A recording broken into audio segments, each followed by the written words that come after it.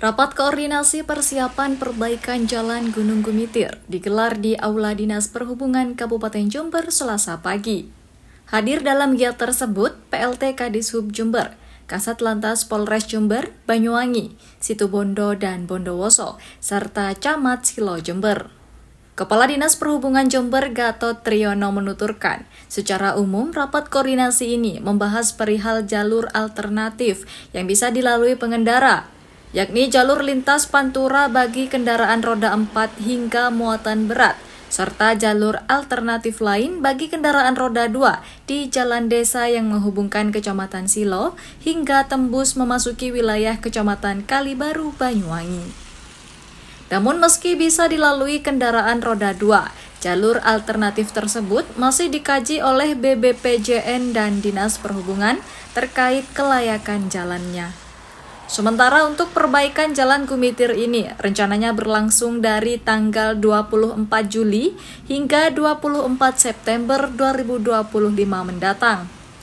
Tak hanya rakor lintas sektor, BBPJN dan Dishub Jember juga meninjau langsung kondisi jalan alternatif yang hasilnya akan dikoordinasikan kembali bersama jajaran Polda Jawa Timur. Tindak lanjut dari rapat kemarin yang dilaksanakan di provinsi, rencana perbaikan jalan di Gumitir. Kami di wilayah tentunya harus mempersiapkan, karena dari pihak BPJN sudah memastikan bahwa jalan Gumitir itu tidak bisa dilalui selama 2 bulan. Itu tidak bisa ditawar, karena dalam proses pengerjaan itu perlu keamanan. Tetapi kami di daerah, melihat dari sisi ekonomi perlu kita perhatikan juga. Karena itu kemarin kita berkoordinasi dengan BPJN. BPJN akan melaksanakan rapat dengan melibatkan beberapa kabupaten. Tadi ada Kasat Lantas Jember, dari Banyuwangi, Bondowoso, lalu ada UPT Lelaji, Dishub Banyuwangi, Bondowoso juga kita undang. Oleh karena itu, jadi ada beberapa hal yang sudah dibahas. Yang pertama kaitan jalan-jalan alternatif kalau sudah ditutup. Lalu yang kedua untuk roda 2 masyarakat sekitar. Lalu dari PT KAI itu tadi kita memohon kepada mereka mungkin ada penambahan tempat pemberhentian untuk masyarakat, namanya mobilisasi masyarakat ini kan tetap kita jaga.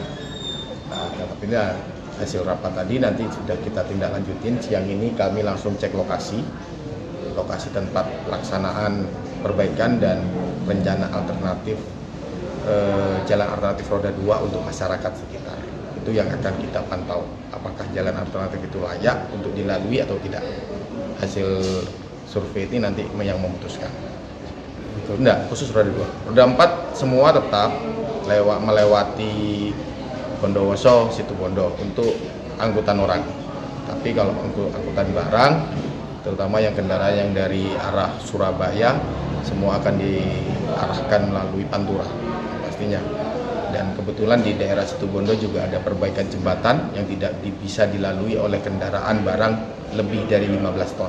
Nah, tapi ini masih besok Kasat Lantas juga akan rapat di Polda, termasuk BPJN. Nanti keputusannya masih hasil rapat besok nantinya. Biar nanti untuk yang rilis dari kegiatan ini nanti dari pihak BPJN.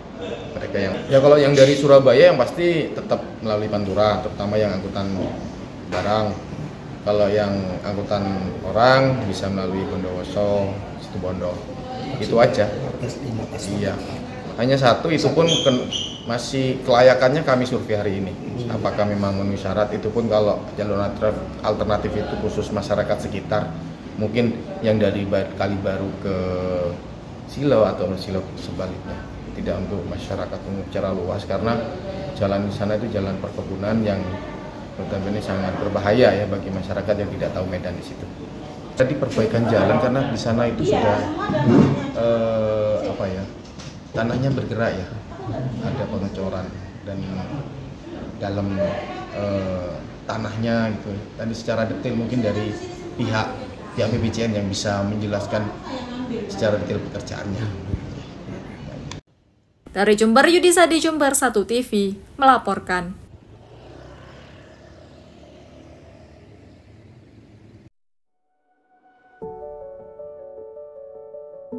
Setiap orang punya cara sendiri untuk tumbuh. Dan setiap langkah kecil bisa membawa perubahan besar.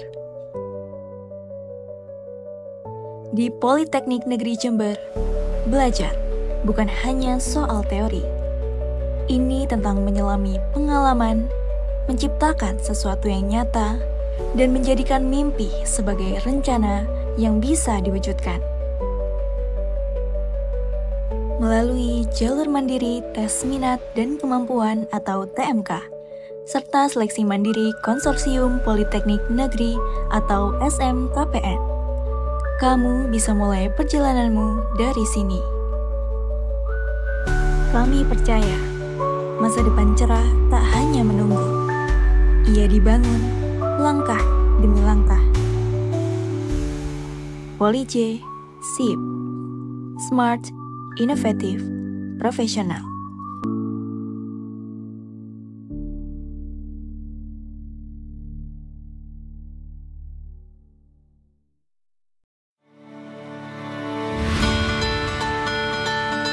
Institut Teknologi dan Sains Mandala membuka pendaftaran mahasiswa baru. Pendaftaran gelombang pertama dimulai tanggal 17 Maret hingga 31 Mei 2025. Pendaftaran gelombang kedua mulai tanggal 1 Juni hingga 21 Agustus 2025. Sedangkan pendaftaran gelombang 3 dimulai tanggal 22 Agustus hingga 30 September 2025. Fakultas Ekonomi dan Bisnis.